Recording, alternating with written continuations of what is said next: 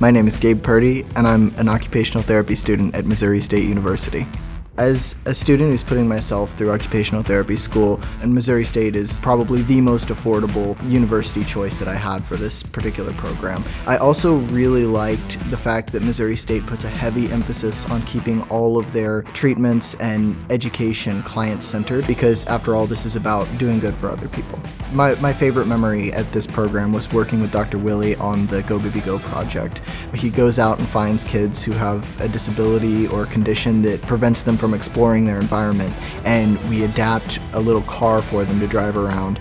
There's just so much good that you can do, and having the opportunity to do that, it just gives you a more comprehensive experience that makes you a lot more comfortable stepping up to a client and saying, I know how to help you. And when you see that you're making a difference in somebody's life, it's just really exciting to see.